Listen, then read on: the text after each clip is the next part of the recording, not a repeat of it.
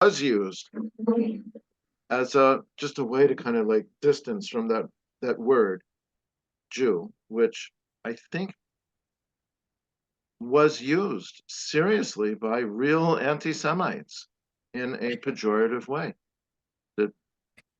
That it took on a tone that people wanted to avoid. And I think even in my own life, the course of the years of my life, I've wanted to like reclaim that. We're Jews. I'm a Jew. That's the word. So let's use that word. And that's what I would say to people. Don't shy away from it in any way. Okay, thank you. I'll add a little bit more. Just yeah. I am a rabbi, and it's kind of hard to stop talking. So the English word Jew directly comes from the tribe of Judah. And if you just read the Bible, you'll see that there were 12 tribes of the children of Israel, who was also Jacob. And those 12 tribes were the children of Israel. And they separated into two kingdoms. The northern kingdom was called Israel, and it was made up of 10 tribes. And the southern kingdom was called, in English, Judah or Judea. In Hebrew, it's called Yehuda. And in the year 721 BCE, the Assyrians conquered the northern kingdom and wiped them out or took them away. They became what's called the 10 lost tribes. And what was left was the southern kingdom of Judah or Judea or Yehuda. And that survived longer. And I would say that we, who today are Jews, are descended from the people of that kingdom. And in the book of Esther, the scroll of Esther in the Bible, one of the main characters named Mordechai identifies himself as Mordechai HaYehudi, Mordechai the Jew. And that's because that's where he came from. He was living in Persia, and he was a Yehudi from Yehuda. And I think that's where the term began. So it's a very proper term with great history, and I'm proud of it. Well, certainly when I started to meet and talk and work with more Jews, I realized that you use this word quite comfortably, and I learned to get over my inhibitions, and now I use it indistinctly. And Jewish is an adjective, and Jew is a noun. Yeah. Okay. There's a lot of nuance. We could spend the whole rest of the hour talking about just this. I see that Elizabeth Block wrote in the chat, Jews used to be called Hebrews, but I think that's also just kind of backing away from saying the word Jew. Where I grew up in Baltimore, there's the old Reform temple there is called Baltimore Hebrew Congregation. I don't think they wanted to call it the Jewish congregation because that had some negative connotations, so they used the word Hebrew. And also, I think this is all about anti-Semitism, actually. I think for Christians who relate to the Bible, Hebrew was something that probably was honored because for Christians, the Old Testament is written in Hebrew, and they honor that. They think of Hebrew as sacred language, but there's some negative connotations around Jews. So I think 100 years ago or so, North American English got shaped that way. But actually, the Hebrew people preceded the Jews. They were the people who spoke Hebrew. And the people of all the tribes that spoke Hebrew would have been Hebrews. And I'll give you another example from the Bible. The prophet Jonah, when he's on the ship and the storm is coming and they don't know why there's a storm. And the captain of the ship says, "Who are you and what are your people?" He says, "I am Jonah and I'm a Hebrew." He didn't identify as a Jew. Centuries later, an exile from Judea named Mordechai said, "I'm Mordechai the Jew." So I'm just teasing out some of the nuances there. Okay, we're gonna have to move on to some other questions. Sure, of course. Why don't we, since you've started to lean on the topic, let's talk a bit about the whole question of the relationship between Zionism and Judaism? How do you distinguish between the two? And I have to fess up that even though I'd been working for quite a while in Palestinian human rights work, until I actually met a rabbi from Montreal 7 years ago, I remember clearly. He explained to me the difference, but I had been working quite a while in support of Palestinian rights and not understanding the difference. So how do you describe the difference between Zionism and Judaism? Wow. Well, again, they're actually completely different. So Judaism is a religion. It's the religion of the Jewish people. And to be even more accurate, I would say there are different Judaisms. For example, my Judaism is rather different from that of, let's say, an Orthodox rabbi who probably believes different things than I do, practices different things than I do. But all of that is Judaism. I mean, what I just said is similar to, some Catholics. Christianity is quite different from other Christians' Christianity, but it's all Christianity, right? But Right. Judaism is a religion. Zionism is a political ideology that was developed roughly 130 years ago in the mid 1890s. And it's a political ideology that says that basically Jews should live in the land of Israel, the ancient homeland of our people. And some part of Zionism also says that Jews should establish a sovereign state, have a government, a state mechanism that's a Jewish state. And I just want to be clear that in the beginning of political Zionism, let's say in the 1890s, there was no consensus about founding a state. It took another 50 years until the 1940s before the Zionist movement itself adopted the position that their goal was to create a state. That was in 1942, 1943, when they already knew what was happening in the Holocaust. They knew that Jews were being mass murdered in Europe. And one of the responses to that was the Zionist movement at that time saying, yes, we should found a Jewish state. And Okay, so but I Jews weren't able to immigrate there, right? They were kept out. So I'll just like encapsulate it by saying Judaism is a religion and Zionism is a political ideology. They're not the same thing at all. Now, I attended a session here a couple of years ago with a liberal reform rabbi talking, and there was a bit of a pushback from someone in the crowd, a Jewish person in the crowd, and his retort to this person is, today, if you're not a Zionist, you're not really a Jew. You must have heard that before. Oh, I hear that a lot, but it's wrong. It's just wrong. That itself is a political position. There have always been, ever since the beginning, there's so much I want to say here, Peter. It could take me I could spend an hour just on this, but indulge me a little bit, or maybe I'll just. A little bit. No, but seriously, these are things that are worth knowing. So first of all, I want to say very clearly, an attachment to the land of Israel, like an emotional attachment, a feeling of belonging. If you're not there, a feeling of longing and yearning and missing. And that is so deeply embedded in Judaism. It's inherent. And again, I'll just go back to the Bible. The very first thing that the Bible tells us that God said to Abraham early in the book of Genesis, God says, Abraham, Abraham. And Abraham says, here I am. And then God says, go forth from your house, from your place where you were born, from your father's house. Go to the land that I will show you. That's the very, very first thing. And that land was, at that time, called Canaan or Canaan. So that's the land of Israel. Ever since then, there's been a deep attachment. Like we kind of harken back to that. We know our ancestors lived there. Our prophets lived there. Our kings lived there. The Bible was largely written there, right? We know that. That's where the temple stood, for centuries. And we see ourselves as being in a kind of exile for the last 2,000 years. And in our Jewish religion, in our practice, if we pray 3 times a day, morning, afternoon, and evening, the way we are told we should pray.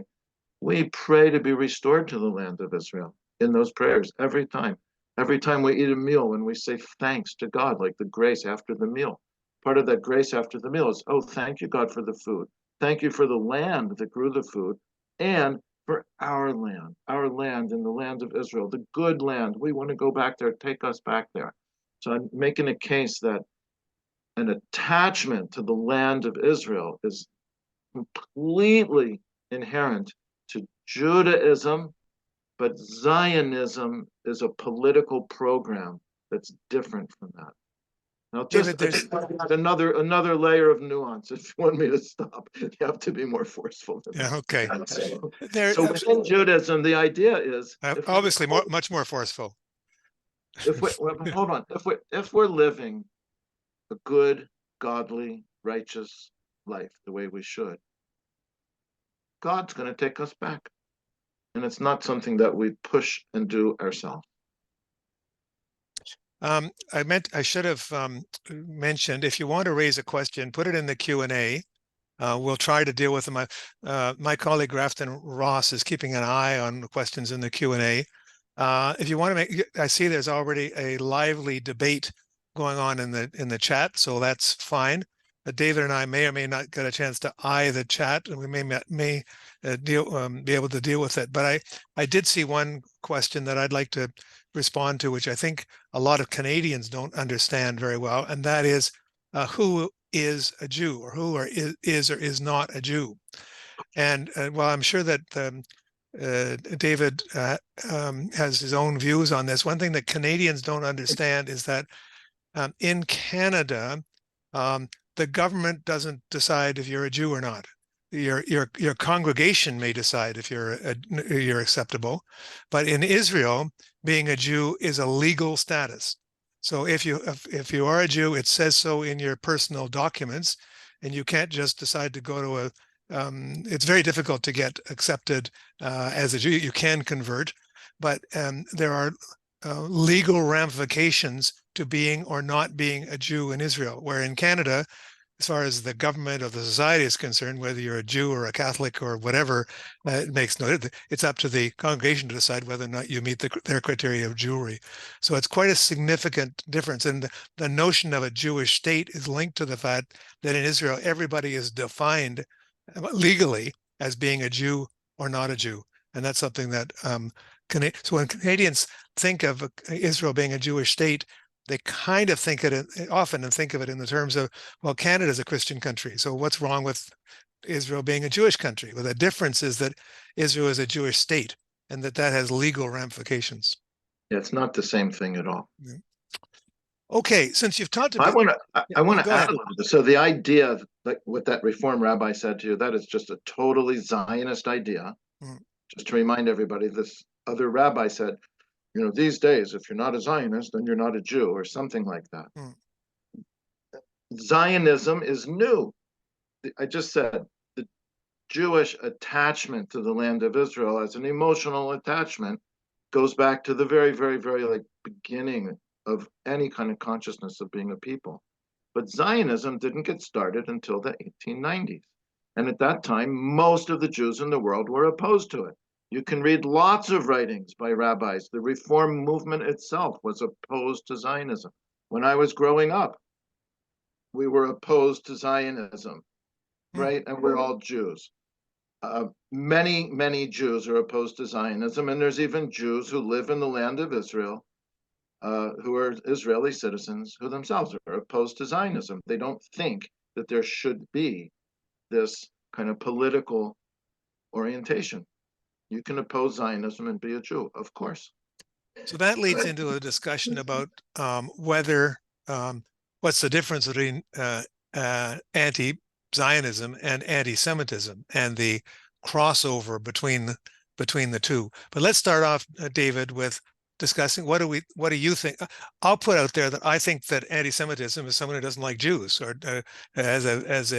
an appreciated view, discriminates against Jews in one way or another. I don't believe that we need these fancy long definitions. The whole purpose of the IHR definition was to sneak in a couple of clauses about Israel. but maybe you have a different view. No, I have the same view. Mm. I would say it's anti-Semitism is a very negative attitude about Jews as Jews. Sometimes I hear. And what you just said about the IHRA definition, I don't know if you want to Go ahead. explicate that a bit for anyone who may be listening that doesn't know. If everyone knows, we don't need to talk. We don't know. About Please go ahead. Assume not. I'm sure yeah, some so do, the but some don't. IHRA stands for the International Holocaust Remembrance Alliance, which was created between 15 and 20 years ago, really as an instrument to use Holocaust remembrance and sympathy for the Jews as a way to suppress honest discussion about Israel and Palestine by deeming a lot of it to be anti-Semitic. That if you criticize or talk about Israel in a certain way, that's deemed to be anti-Semitic, and very powerful people, most particularly Irwin Cotler, who's a former Minister of Justice in Canada and a former MP, push this definition on governments who want to please them, so they accept it. And they've created a whole set of government regulations that now deem it to be actually hate speech if you say what I'm going to say right now, which is the state of Israel should not exist. I'm opposed to the existence of the state of Israel. That's deemed to be anti-Semitic and hate speech, and it can actually be criminalized. And that, so Peter just said he doesn't think we need all these complicated definitions of anti-Semitism. And Peter said he thinks that was just made as a way to throw in a few clauses about Israel. And I agree with that completely. We don't have big fancy definitions of other kinds of hatred. But anyway, let's leave that. If people didn't know that already, I appreciate having the opportunity to say it. David, one of the arguments I sometimes stumble across that causes me some discomfort is I hear people say, particularly Arabs or Muslims, say, well, I can't be anti-Semitic because I'm a Semite myself. And that always that sort of frustrates me on a couple of levels, because by our English language definition, an anti-Semite is someone who doesn't like Jews. And that's what we mean by it now, irrespective of the word itself. We mean, and furthermore, when you hear someone saying that, it sounds like, it doesn't sound sincere. It sounds like a smart kind of answer, but not really dealing with the fact that this is a question about your attitudes towards Jews. But at the limit, if someone says, well, I'm a Semite, therefore I can't be anti-Semitic, that would mean that a Semite could say, I hate Jews and wouldn't be anti-Semitic. Well, that doesn't make any sense at all. So I think when you hear people say that, I think it's appropriate to pick them up on it and say, no, that's not really what anti-Semitism means today. We've already been through the definition. It means someone who doesn't like Jews, and you can be of Semitic extraction or black or white or whatever. The question is whether or not you have a dislike or a disdain or a prejudice against Jews. That's right. That's exactly right. So how? It's kind of a semantic trick, and it's kind of pedantic to say that kind of thing, right? So the word anti-Semitism means just what you've been saying. And the word, as I understand, David, arose in Germany in the 20s or 30s, right? It was called anti-Semitism, but it was really a discrimination against Jews. And I assume that the origin of that is because, well, I don't know, the Jews were speaking Yiddish or speaking Hebrew. I'm not sure where the word came from, but that's not what it means today. I don't know. Well, it was the word, the term was created by a German who was anti-Semitic. And I think for him, he saw Jews as Semitic people. He could have just called it Jew hatred, or he could have called it anti-Jewishness, right? Or he could call it whatever he wants, and that was just the word that he chose. That word caught on, but it's not about being Semitic. Right. Yiddish is not a Semitic language, by the way. Yiddish is basically German with a lot of Hebrew words thrown in. But anyway. Right. Trudeau has made a deal about saying that he is opposed to anti-Zionism. He doesn't necessarily describe himself as a Zionist, but he's opposed to anti-Zionism, which he identifies as anti-Semitism. It's a conflation of the two. That's right. No, I think that's largely because of the campaign that's been run by people like Erwin Kotler and CIJA, which is the main Zionist lobby in Canada. CIJA is a large, very well-funded organization. It stands for the Center for Israel and Jewish Affairs, and it is the main Zionist lobby in Canada. And one of their tactics or strategies is to persuade people that anti-Zionism is anti-Semitism. In other words, anybody that's against Zionism is also against the Jews, which is completely wrong. That's just a way to avoid actually talking about the issues. It's a way to not talk about what Israel's been doing to Palestinians for generations now, or why anybody would be opposed to Israel. If we can just declare that that's anti-Jewish hatred, then we don't have to discuss the real issues. One of the things that I find challenging is that on both sides, pro against Israel, both sides, there are forces that deliberately confound Zionism with Judaism. So on the Zionist side, they want to wrap themselves in first of all the flag of Israel and the history of Judaism.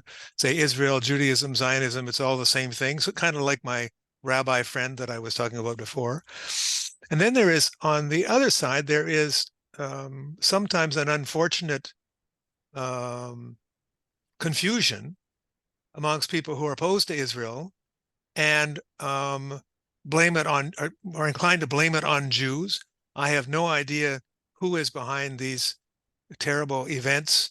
The Molotov cocktails at Jewish schools, or the desecration of cemeteries. I don't know whether those are real or artificial events, but I do think that there is a danger on our side of conflating, a conflation that the other side is actually promoting very consciously.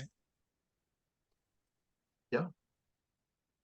Well, I think sometimes what we get is groups like CIJA, B'nai B'rith, and other Zionist organizations pushing the line that all Jews support Israel, that Israel is synonymous with the Jews, right?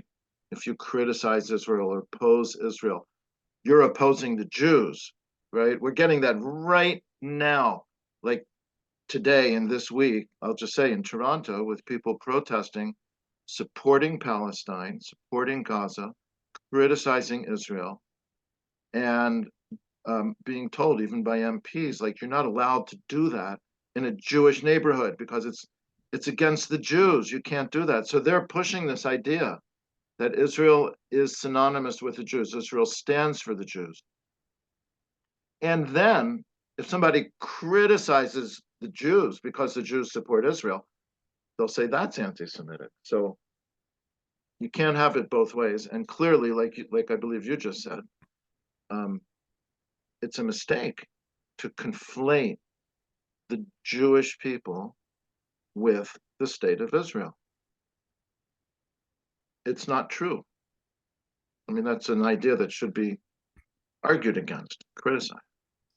And But Israel itself does that. You know, the Netanyahu government passed a law saying that the state of Israel is the nation state of the Jewish people. mm-hmm. It's not the state of the people who live within its boundaries and are subjected to its laws and pay its taxes, right? It's not the state of its citizens.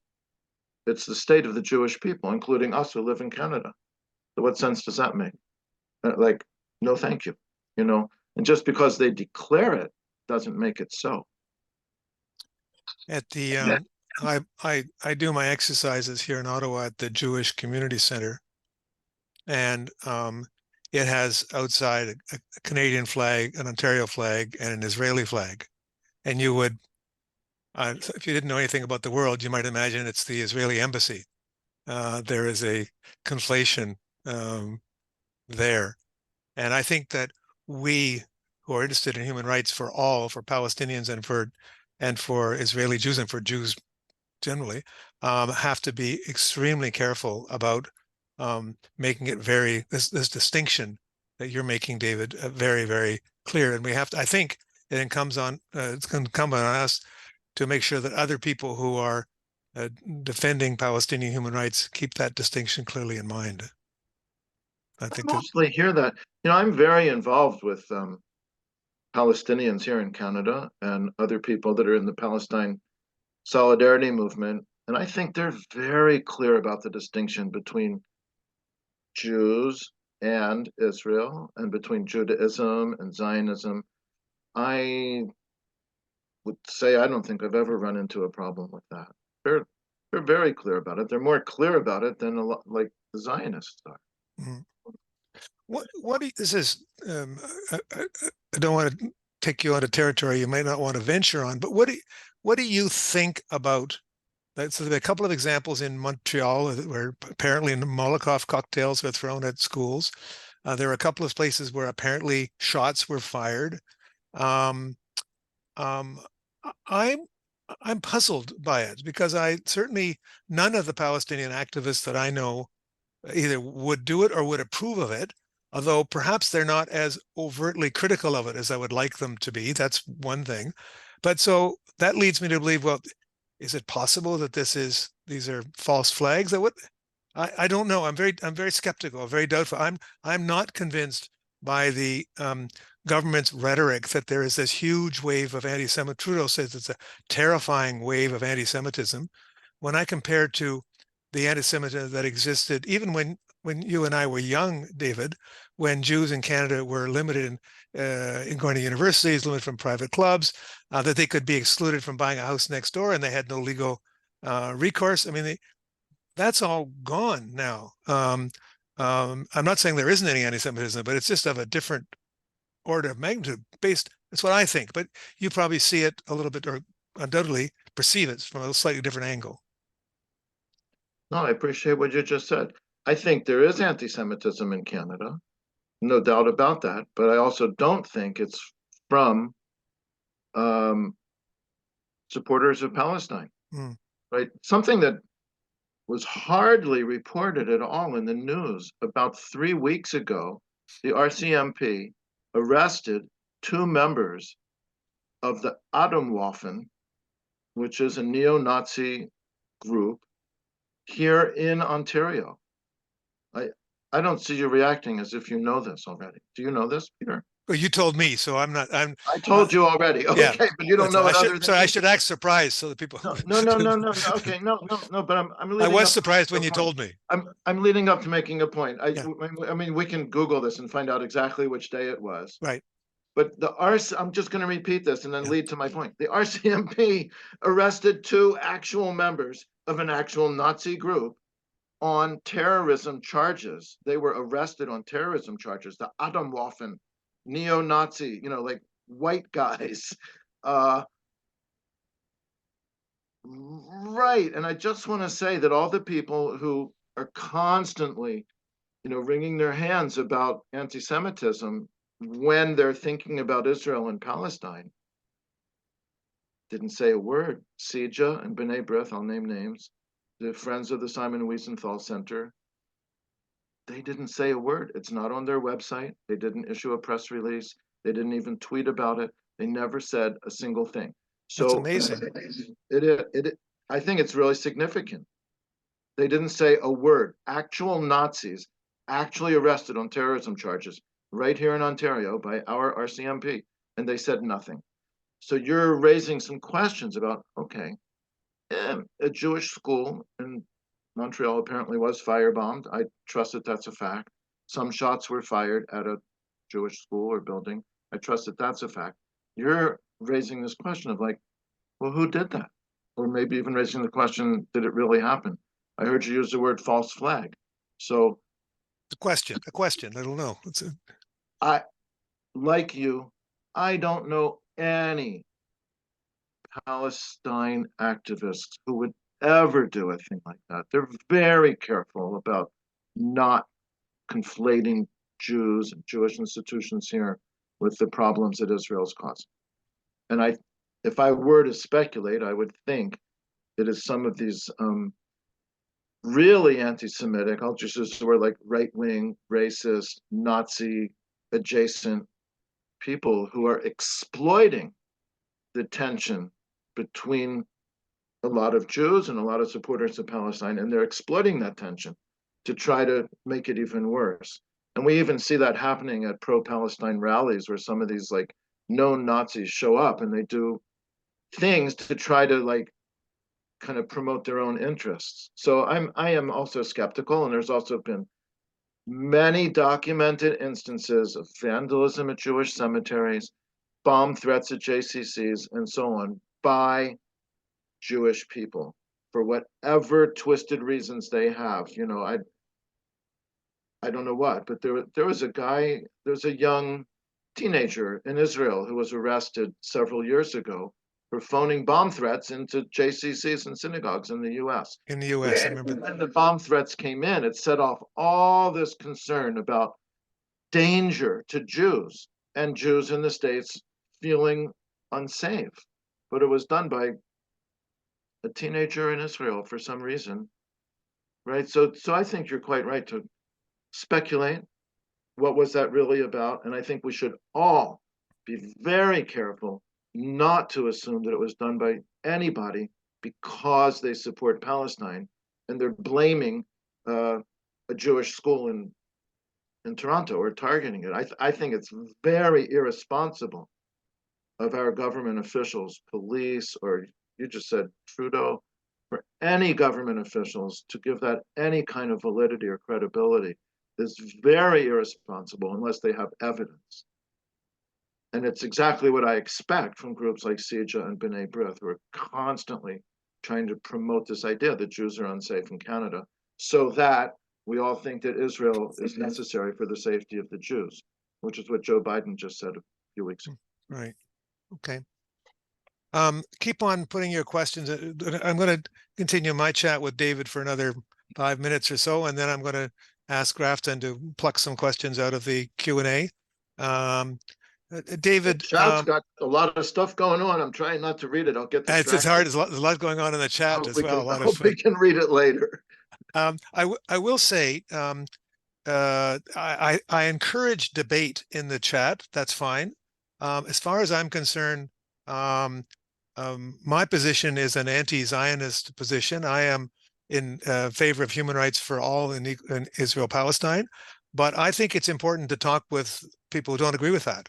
So as long as the conversation is respectful, as long as the conversation stays within the bounds of sort of civility, I have no objection to people expressing contrary points of view in the chat. On the contrary, my view is bring it on. I think I had a recent conversation. It was a little off topic, but I went skiing last week and met a friend who I hadn't seen for quite a while in a chalet. We stopped, and I got to talking about different things, and I brought up the issue of Gaza, and asked her what she thought, and she said, then she told me, well, I'm Jewish, and of course I support Israel, and then she gave me the reasons why she supports Israel. So I mean, Hamas and the terrorist attack and so on and so forth. And then she said, well, what do you think? And I said, well, actually, I'm more sympathetic to the Palestinians. And her answer to me really surprised me. She said, well, that goes to show we shouldn't talk about politics. So I said, okay, obviously I wasn't going to make much mileage with her, but somehow we've got to find a way to talk about politics. We've got to find gentle ways to do it and to talk with people who really, really, really disagree with us. So I think I wasn't very successful on that occasion. David, one of the words that we've dealt with: Zionism, anti-Zionism, anti-Semitism, is Islamophobia. Does that need much clarification, or is that something? Give us a simple definition for you of Islamophobia. Well, for me, I'm no expert. First of all, I think it's a new term. I don't know if we used that word 10 years ago. And it means negative attitudes or hatred of Muslims, of Islam and Muslims, and treating Islam as somehow an inferior religion or a dangerous religion. We hear a lot of that. That's horrible.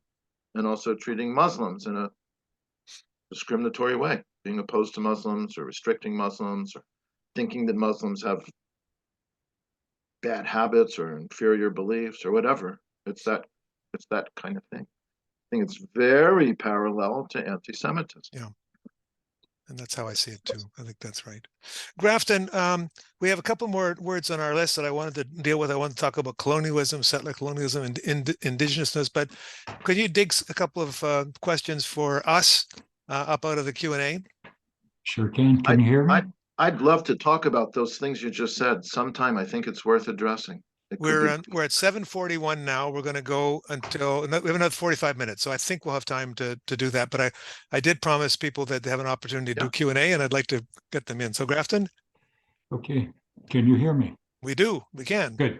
So the first question I have is, how can there be such a disconnect between the government, mainstream media, and the general public? And why do you think this is?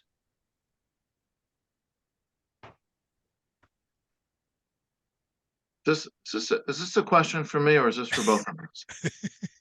It's for you. Well, it actually sounds to me like a kind of a rhetorical question. Yeah.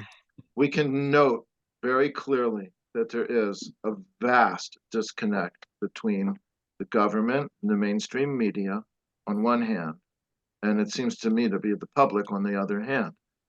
And then the person who wrote this framed it in terms of why.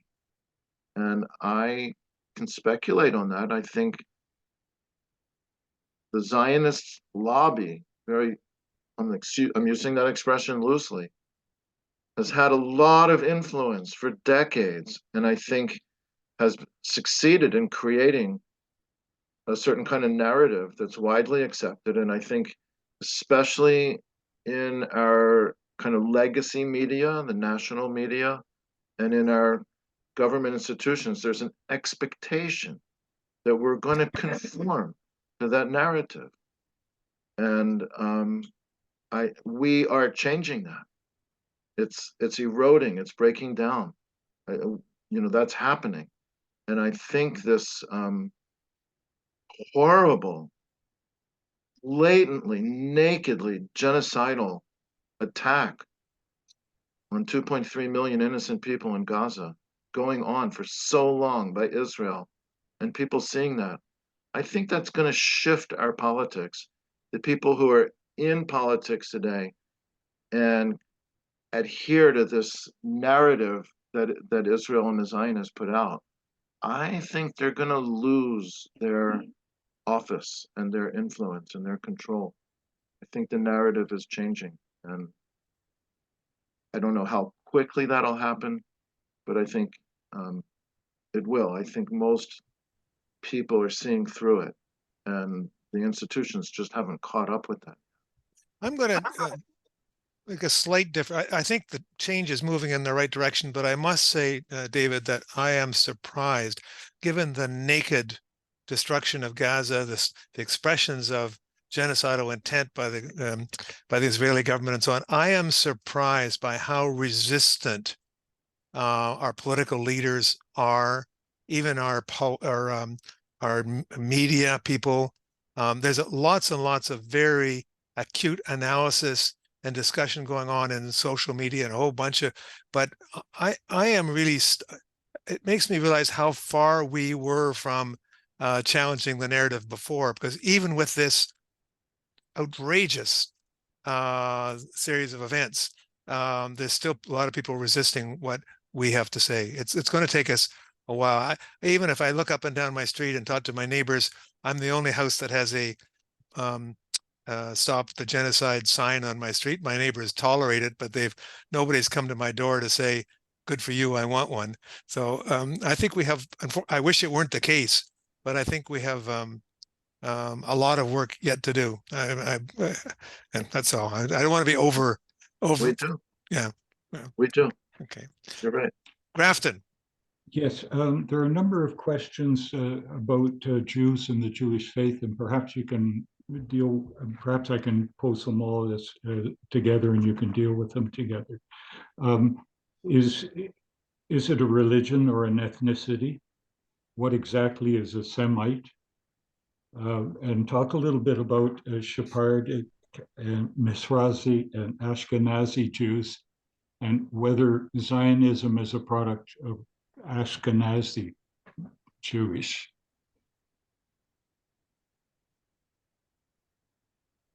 I'll go for that. You might Okay. have to remind me of some of those things. There was like 16 different things to talk about, but First of all, is it a religion or an ethnicity? wow, what a question. What a question. So that's a question that of course Jews talk about and have talked about for centuries. So I would say, and I think most Jews would agree with me, that being a Jew is an ethnic thing.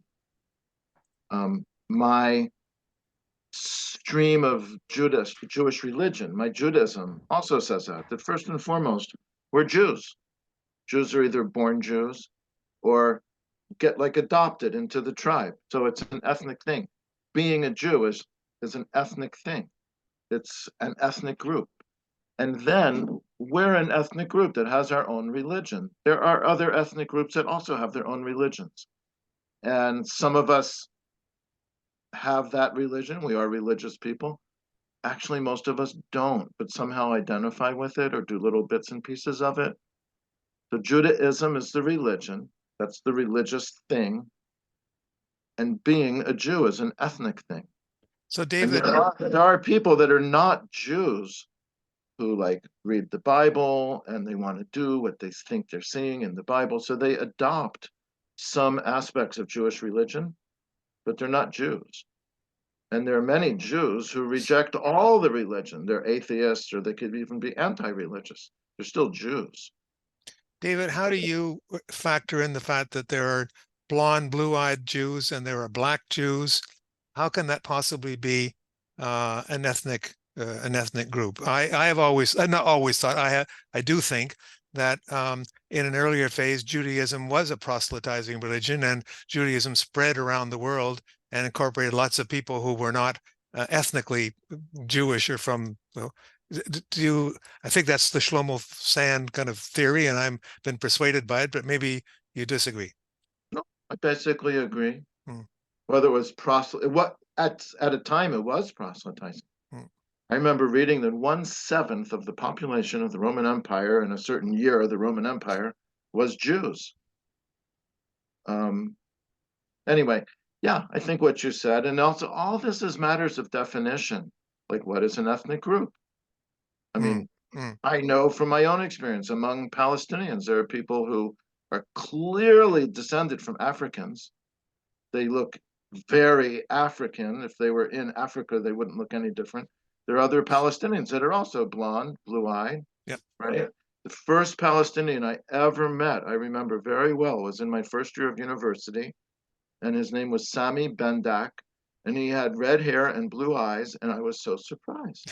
And I asked him, you know, like, I'm not a shy person, and I don't mind being asked about myself. I also have blue eyes, by the way. And I asked him, and the name Bendak, he said, oh, it comes from Benedici. I'm descended from Crusaders. Right. So what is the ethnic group, you know, and who defines that? Anyway, yeah, sure. So there were Jews who emigrated or migrated from the land of Israel to India before the time of Jesus.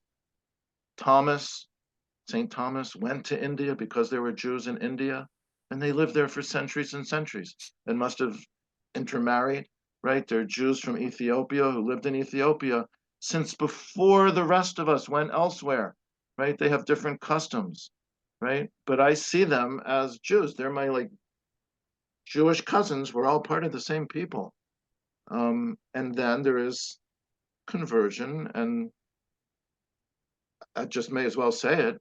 There's rape. Lots of Jewish women were raped by men who weren't Jewish, and their babies came out looking different than they did. So there's so many layers and aspects to identity. So one thing is our physical appearance, but that's not determinative in and of itself. I don't, boy, that was long answer to just one part of that like 16-part question. So what else? What else was there? Oh, Ashkenazi, Sephardi, Yes, Mizrahi. yes. So Briefly, yeah. really briefly, Ashkenazi is a Jewish term for Jews who come from Central and Eastern Europe, let's say like Germany, Poland, Lithuania, Romania, Russia, right? Largely they spoke Yiddish up until modernity, and the Holocaust pretty much wiped that out. So the word Ashkenaz is the Jewish word for that part of the world, regardless of what the political lines were. And Sephard is the Jewish word for Iberia or Spain and Portugal. And we have slightly different customs. So Sephardic Jews are descended from the Jews who thrived during the Muslim rule in Iberia. We talk about the golden age of Spain. It was a great, wonderful blossoming of Jewish culture and literature, language, and so many things for centuries in Spain. And then when Spain was conquered by Christians, the Jews were expelled and spread back to Jewish communities in North Africa, in what today is Turkey, and in the Balkan countries, and to places like Italy. So those Jews are called Sephardi Jews because they came from Sephard.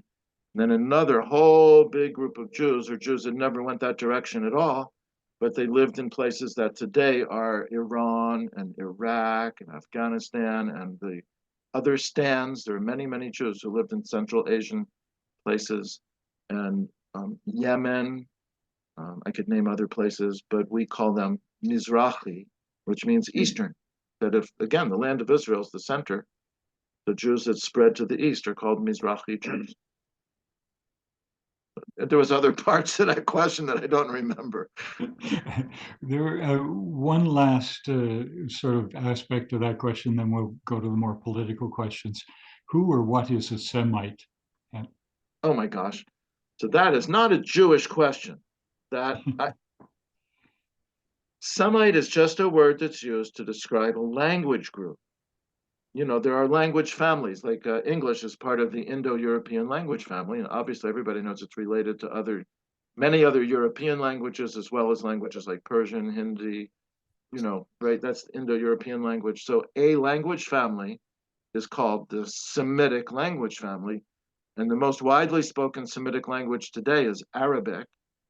1,000 or more years ago, a very widely spoken Semitic language was Aramaic, which is the vernacular language that Jesus probably spoke. I'm just using that as a historical reference point. And the languages in Ethiopia, there's many of them, like Amharic and Tigray and other languages. They're Semitic languages.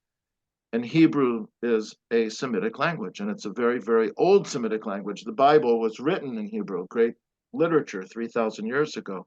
So those have a lot of similarities in the grammatical structure and the vocabulary. Like, just because I speak Hebrew, I can understand lots of Arabic words, lots of Aramaic words, even Ethiopian words, even like Addis Ababa, the capital city of Ethiopia. I learned Addis is a cognate of the Hebrew word Hadash, which means new.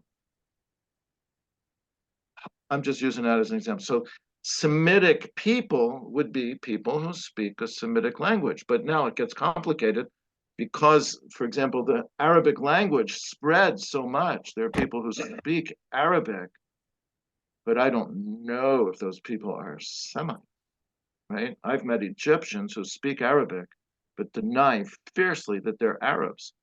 They're Egyptians, right? And then when you get farther across West Africa, West Africa, like, There are people in Morocco or the whatever. the Berbers. Yeah. Very complicated. I shouldn't talk anymore about it. But basically, Semite means a person who speaks a Semitic language. Okay. Grafton, you want to do one more, and then we're going to come back on these other issues that we flagged. That Oh my goodness, there are so many. Maybe a related one. Maybe you've already considered you've answered it, but one of our viewers is asking if there's any common DNA between Palestinians and Jews. They find physically they have common characteristics. Yeah. I wouldn't put too much stock in that. I don't think that really matters a lot, except as it relates to our stories about ourselves. And that relates to stories about things like indigeneity and our history. So I've met Palestinians who've told me, of course, we're descended from Jews. One of the other first Palestinians I really talked with was a man named Muhammad Judah. So again, being not a very shy person, I asked him about his last name. And he said, oh, our family name is Judah because we're descended from Jews. And it's not surprising. So part of the story that I might even say is like a myth is that the Jews were expelled into the exile by the Roman Empire. You know, the Romans destroyed the temple and expelled the Jews. But of course, many, perhaps most, I imagine, Jews stayed in the land of Israel. That's where the Mishnah was written 200 years after that time. And the Talmud is very clear about Jews in the land of Israel. There's remains of synagogues built in the land of Israel long after that time. There's lots and lots and lots of Jewish life in the land of Israel up until about the 600s, which was when Islam came. So I've never really studied this, but I just imagine a lot of the people living there in the 600s were Jews, and then they accepted Islam. Or maybe they were Christians who had been descended from Jews, and then they accepted Islam. And some didn't, and they stayed Christian. And tiny number didn't accept any of that, and they stayed Jews. And there's always been Jews living there. And there's also people that go back even farther that are called Samaritans, that are actually descended from that northern kingdom of the 10 lost tribes. So it's very complicated. And none of this actually goes by DNA. It all goes by our identity. How do I identify? So again, a person could convert to Judaism. In other words, there's no Jewish family background whatsoever, and convert to Judaism and fiercely identify with the state of Israel. And in their logic, that makes sense to them. And there are also people living in Palestine who identify as Palestinians who know for sure they're descended from Jews. And there are Palestinian families today that know that their close ancestors, I mean like great grandparents less than 100 years ago, were Jews who converted to Islam, or they would say reverted to Islam. And they identify as Palestinians, but they know that they're closely descended from Jews in modern times. So it's really complicated and messy. I think one of the things that Canadians have trouble understanding, we think of this as if it was movements of great hordes of people, like all of the Jews left, and then all of the Muslims came in, or all of the Christians came in. And in general, I'm sure there's a percentage that leave, but as you say, there have been Jews living in Israel forever, even under the Byzantines. And under the Byzantines, it was legal for Christians to own Jewish slaves, but not Jews to own Christian slaves. That was part of the Byzantine rules. Similarly, when the Muslims became dominant, there was an incentive for people to convert to Islam. I remember hearing a presentation in New York by a man named Shlomo Sand, a Jewish historian. He was talking to a largely Jewish group in New York. And he asked them, kind of a bit provocatively, how many people here would convert to Islam for a 50% reduction in your taxes? And almost everybody raised their hand, right? They said, your quality of life is very important. So there are pressures to go along with the flow, to go along with the dominant group, and so on. And I think with respect to the Palestinians have been at a crossroads. They've been invaded by everybody from the Mamluks to the Mongols to the Hittites to the Romans to the Alexander the Great. And so naturally, there's been a great genetic churning there. And you see, as you pointed out, Palestinians with blonde hair and blue eyes, or red hair, and also black as well. So it's an attachment to a culture and to a land, as opposed to, I think this is what you were pointing out, rather than something you can prove by putting some blood in a bottle and doing some analysis of it. Exactly. That's exactly right. What about this? This gets in a bit to the question of indigeneity. And maybe we can chat about that a little bit. Who is indigenous, or who do you see as being indigenous to the land of Palestine or the land of Israel? How do you define it? Right. It's a matter of definition. So what do we mean when we say indigenous? And we just said, and of course I said, that Jews have millennia of history in that land. And I don't think that's what indigenous means. And I don't think that's what the claim of indigeneity means. I think indigenous, if we look in political science books or anthropology books or sociology books, what is indigenous? I think that means the people who are living in the land, on the land, that's where their homes are, that's where their farms are, and they've been there, and another people comes in and displaces them or tries to displace them. So in this context, I would never deny that the Jews, as I said, have millennia of history there. That's where we can find our roots. But who's indigenous to that land in this context today? I would say it's the Palestinians.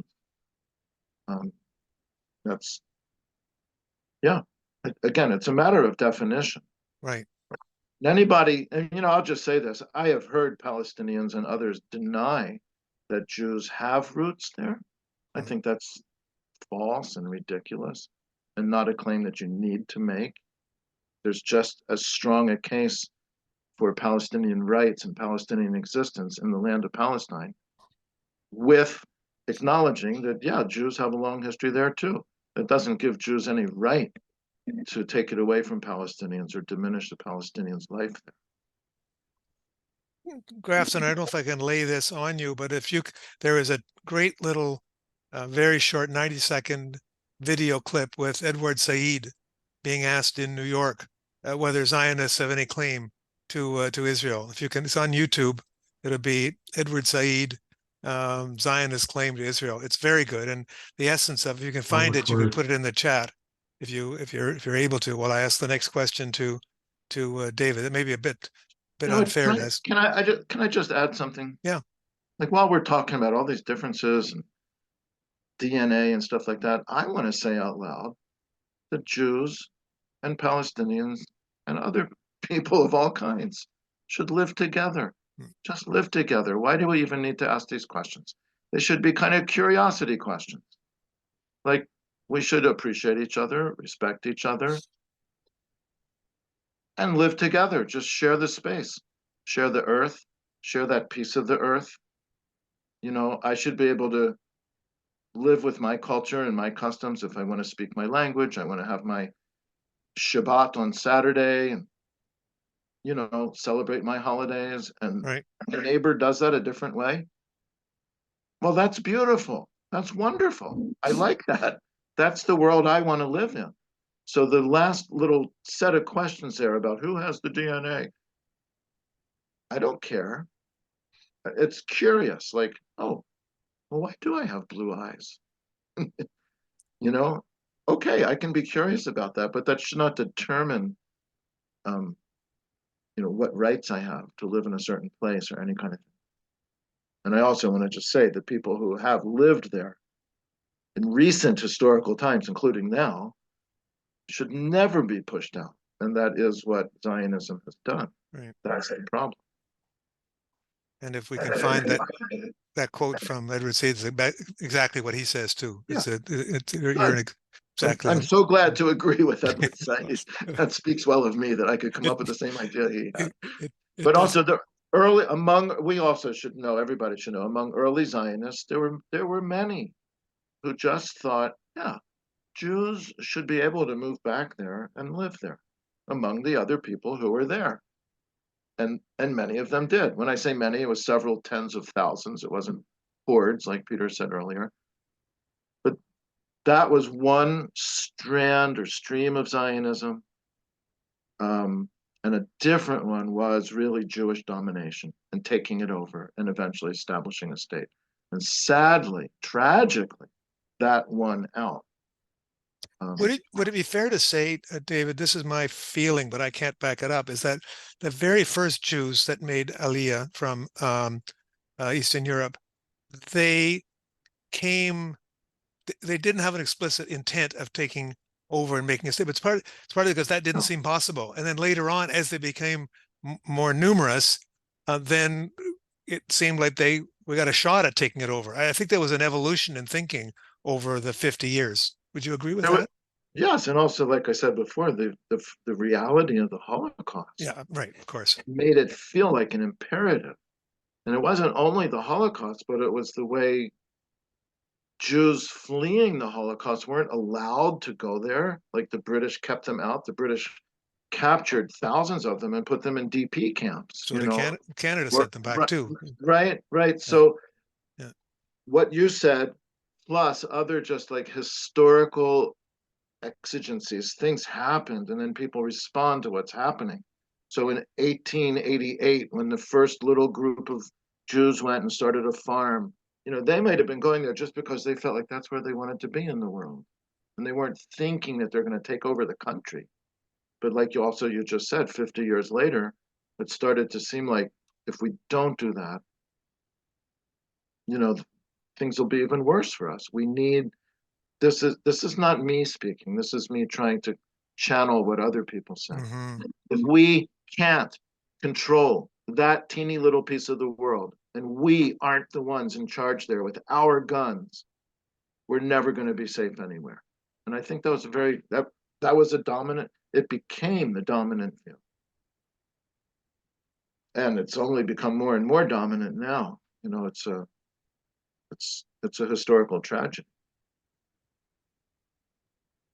I'd like to move on to this other issue of colonialism and settler colonialism. Now, most people on this call will have, in the last 5 or 10 years, the notion of colonialism, including Canadian colonialism, has come through the academic world, and now it's starting to make itself more into more public discourse. I think there's a lot of intellectual and thoughtful people today in Canada will agree that Canada is a colonial state, a settler colonial state.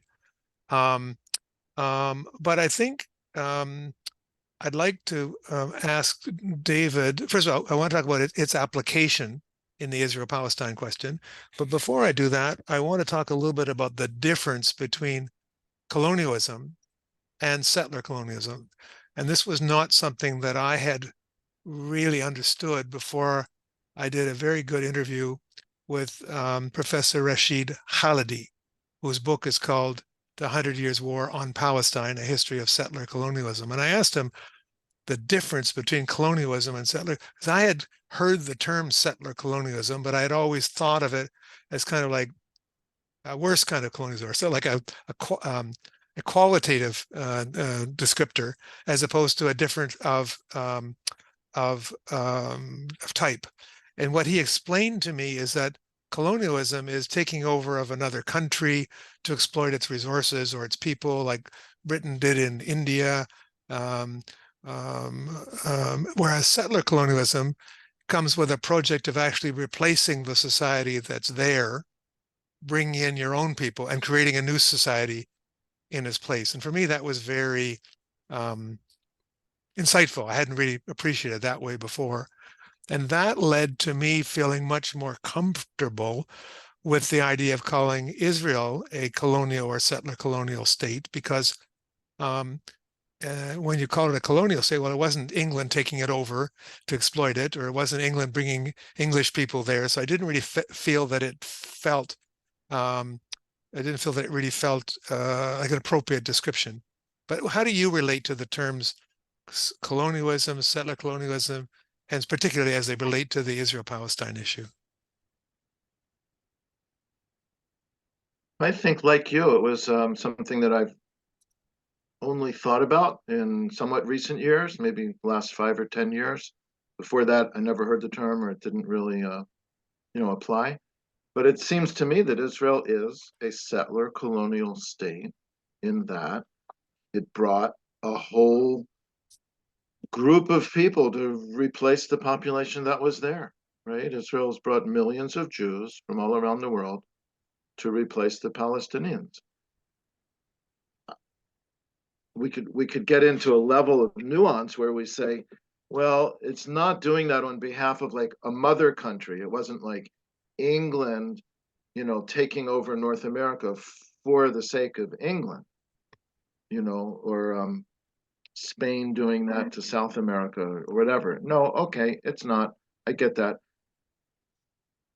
Jews thinking that they're reclaiming their ancient homeland is very different from England sending English people to live in North America. That's quite different. Let's not mix those two things up. But if we're looking for a term and you're asking me how well does it apply, I would say yes, Israel is a settler colonial state. That's what it is. And if we come up with a better term, then let's come up with a better term. I don't want to spend a whole lot of time and energy arguing over terminology. Like, I'd rather look at what's the reality of what's actually going on there. So what is actually going on there, I'll just say, starting in Jews bought land and Palestinians who were living on it had to leave. And they kept doing that more and more and more until like the 1930s, it became a really big problem. And then in 1947, there was a very specific plan drawn up by the Jewish Agency to explicitly expel Palestinians from their villages and their neighborhoods and their towns. It was called Plan Dalet. And then in 1948, they put that into practice and they expelled most of the Palestinians from their homes. They destroyed their homes. They wiped 400 or 500 villages away and drove those people out. So I don't care a whole lot like what terminology you use for it, but just acknowledge that that is what happened. And I can say more.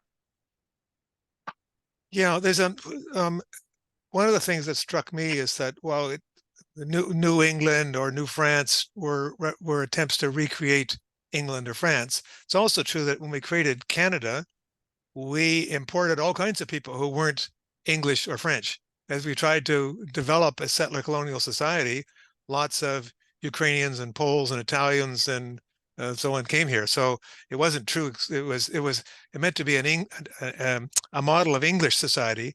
And in fact, in many ways, you could say Israel is actually today a model of a European society. It has many European characteristics. When you cross the green line across the wall from Israel into the West Bank now, the West Bank feels much more like Cairo or whatever, whereas on the Israeli side, it feels very American. And I mean, it has lots of differences as well, but it feels very, very yeah. So Grafton has posted in the chat that link to Edward Said. I thought it was very nice little quote from Edward Said. You can copy it and watch it afterwards. Others, I can provide a link to it in the follow-up email. Thank you, Grafton, for finding that. Grafton, do you have another question for us now that you're back on the question detail? Is support for BDS considered anti-Semitism? There's a trick word in that question. Let's take out the word considered. Let's ask. Okay, let me parse that out. Do you consider BDS it? Anti-Semitic? Does the government of Canada consider it? Yes, you can answer it for various ways. So yes, the government of Canada in its submission and obedience to the Zionist lobby. Again, I just want to really name names, CIJA, B'nai B'rith, and others like that, have persuaded the government of Canada that it's in its own interest, it's in the interest of the government to comply with their wishes and deem BDS to be anti-Semitic. And the government of Canada has certainly done that. They probably think there'll be more votes in doing that than in doing the right thing. So everyone has the right to boycott, to sanction things that they think are immoral and should not be supported. So this is the BDS is boycott, sanction, and divestment. It's a call from Palestinian civil society, which means more than 150 organizations on the ground in Palestine, like labor unions, women's groups, student organizations, farmers, collectors, I don't know what, more than 15 years ago, thought of this as an important, nonviolent way to pressure Israel to recognize their human rights. And it's in no way anti-Semitic. I can explain the claims that it's anti-Semitic, and I'll be happy to do that to help everybody refute them because they're false. And I'll take a moment to do that. So one of the claims that it's anti-Semitic is based on the idea that if Israel was to allow Palestinians to have equal rights, then there would no longer be a Jewish country. And that's anti-Semitic because Jews have a right to their own country like everybody else does. They use the language that's denying the Jewish right to national self-determination. And then they claim that that's anti-Semitic. But that idea of a right to national self-determination is something that was just invented also in the late 1800s as part of like the rise of nationalism. There suddenly became a claim that ethnic and national groups have a right to national self-determination. And many, many, many national groups and ethnic groups don't have that right. I'm glad you raised that, David, because than... I sometimes run into the argument, say, why should the Jews be the only group that doesn't have the right to their own state? And I say, what? There are like 5,000 ethnic groups in the world, and there's 193 states. How about the Hodensaanis? How about the Anishinaabeg? How about right right here in Canada, there are dozens of peoples who we like to proclaim have some kind of sovereignty or something, but actually they don't, right? I before I moved to Ontario, which was only 5 years ago, I learned that the Hodensaanis actually sent a delegation to the League of Nations in like 1922 to be recognized as a nation. And of course that was opposed by Canada, the US, and the UK, and it didn't pass. But it was voted yes by a number of other countries like Japan, Turkey. I can't recite them all. But anyway, what was I even talking about? The claim that to do away with Israel as a Jewish state is anti-Semitic. That's the foundation of saying that BDS is anti-Semitic. Wouldn't you say, David, the main argument that I hear is the third demand of the BDS movement. The first demand being anti-occupation, which a lot of liberal Zionists agree with. Second one, equality, which liberal Zionists can be squeamish about. But the last one is the right of return. And that would mean the end of Israel as a Jewish state. It would mean a reconfiguration of Israel as a democratic society. You're naming that exactly correctly. The third demand of the BDS movement is right of return to Palestinians to come back to their land. And already it's likely that the majority of people living in that land are Palestinian, but we know that the 2.3 million in Gaza and the other maybe 2.5 million or whatever in the West Bank have no democratic rights whatsoever, right? So the Jews are able to completely dominate it. So if Palestinians were able to return and there was equality, there wouldn't be a Jewish majority. But part of equality means that Jews can live there and have equal rights, and it's democratic. And if people live, I'll just say like the way we live in Canada, like we can all pretty well get along most of the time, that shouldn't be a problem. So I'm just going to say again, BDS is not anti-Semitic. The fulfillment of BDS and the goal of BDS is to end Jewish supremacist state that establishes that the Jews have privileges and can rule over the other people who live there. And that's untenable. So BDS is a non-violent way to pressure Israel to give up that position. One last question. Yes. Grafton? What do you make of the theory? What do you make of the theory that Israel promotes and benefits from anti-Semitism? Oh, well, it does. It totally does.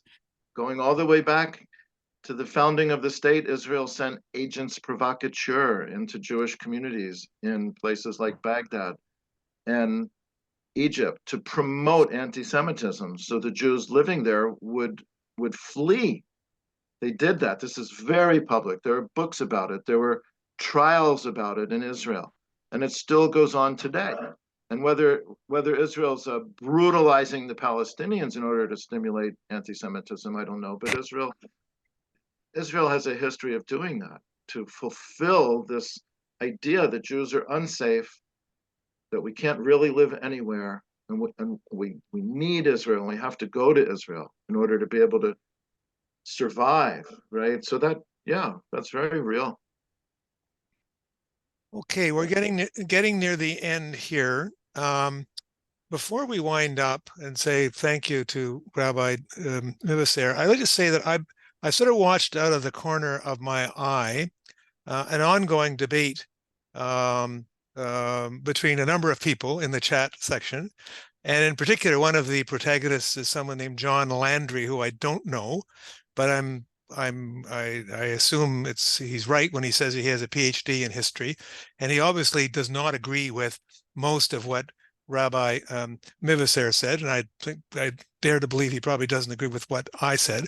So I'd like to issue an open invitation to him. I'd be very happy to organize a specific webinar with him where he and I could have a conversation about Israel, the state of Israel, the relationship of Israel to the Palestinians, where justice lies. So John, you have a way to get in touch with me. I'm at ofip.chair at gmail.com, and I'd be very happy to set it up for you, because I think that you will probably agree these little one-off fast comments don't really do anything other than just sort of poke each other. But if you really want to get to the basis of things, I find it a great honor to be able to have a serious conversation with someone who believes in Zionism, who thinks it's the right thing to do. And I find it generally very difficult to get Zionists to engage in conversation. So bring it on. John, you know how to get a hold of me. And I would like very much to have a conversation with you. I think I would enjoy it almost as much as the conversation I'm having with Rabbi David Mivasair, who has covered a ton of topics tonight. And I want to thank him, and I want to thank all those who have been participating in the questions. If you want to see the all the comments, you can pick up the questions in the chat by clicking at the bottom. You get all the questions in the chat. I will be sending out an email to everybody with a bungled recording of this. I realized for the first 90 seconds I had forgotten to put on record, so it's going to start in mid-view, but I apologize for that. Otherwise, I'll send that to you, the recording, and I also remind you of our next webinar with Sama Sabawi. David, I'll leave the final words to you to say a few words to our guests. Well, thank you. Yeah, thank you very much. So I actually want to mention the organization that I'm active with, that if you're interested in finding other Jews that have views more or less like mine, we are part of an organization called Independent Jewish Voices. And you can just Google that and you'll find us. We have chapters from coast to coast, from Victoria to Halifax. I happened to glance over when Peter was talking about the chat, and I noticed that John Landry said, I'm not representative of rabbis. So I'm going to claim right here and right now that IJV is not representative of Canadian Jews. But if you like what I said and what the other people in IJV think and are saying, you can find us, you can join us, you can support us. And I don't think any of us claim that we represent anybody but ourselves. Grafton has put the link to IJV Canada in the chat as well, so you can pick that up if you want. So that's it for this evening. Rabbi David Mivasair, unrepresentative, but with excellent ideas. Rabbi David Mivasair, thank you so much. I appreciate it. And I'm glad for that. 100 people stayed right to the end. So I'm very, very pleased on that. I will follow up, sending you all a follow-up note. There we go. David? Just thank you, Peter. You've been doing wonderful work for years and years. And God bless you. Really, God bless you. I hope you can continue. Thank you, David. And I forgot to thank Grafton Ross for picking up those questions. Grafton working in the background. Thank you. So good night, everybody. Have a good evening. Okay, good night. Dinner time.